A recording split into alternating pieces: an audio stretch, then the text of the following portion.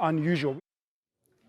Well, Ibrahim Farhad is Associate Professor of Conflict Resolution at the Doha Institute. Thanks very much for joining us here in the studio. I want to talk first of all about Secretary Blinken and his visit, his meeting with Abbas. It didn't even last 1 hour. There was no joint statement or any press conference held afterwards. What do you make of what they could have discussed, or how little has actually come out of that?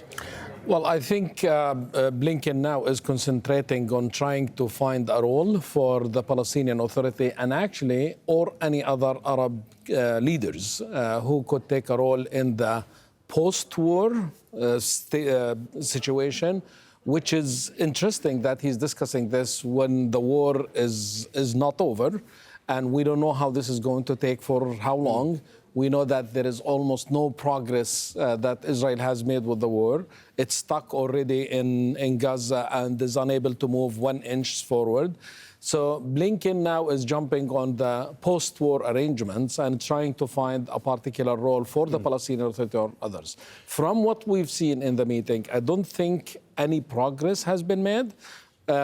Because obviously no statements, no agreements on anything, and it lasted only 1 hour in this meeting. Would the Palestinian Authority or any other country or leaders in the region want anything to do with whatever comes next? No one. I'm confident to answer this question that no one.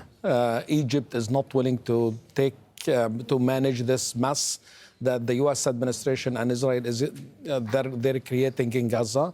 They're offered, actually, many times from day one. They're offered to play a role in this, but no one is going to do it.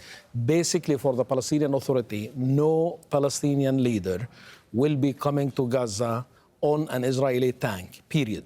No matter what, because this is a huge scene domestically, a huge betrayal of the Palestine cause, and no one is going to work with this Israeli government, no matter how long this takes, given especially that Abbas has been working with the Israeli government for now since the Oslo Agreement, and all what he got, more settlements on Palestinian lands, stealing more lands, and confiscating additional properties and demolishing Palestinian houses, and getting absolutely nothing other than humiliation and discontent from his own people and from Israel as well, because Israel basically is not giving them anything.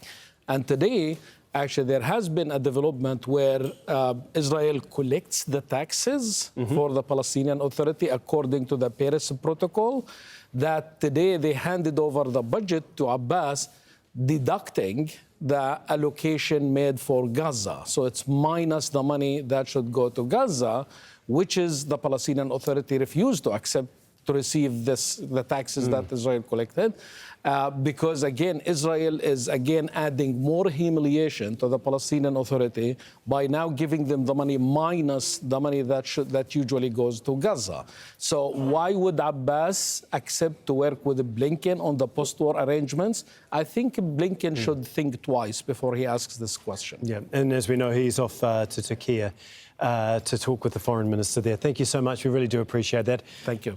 Very much. Ibrahim Farhad, thank you. Thank you.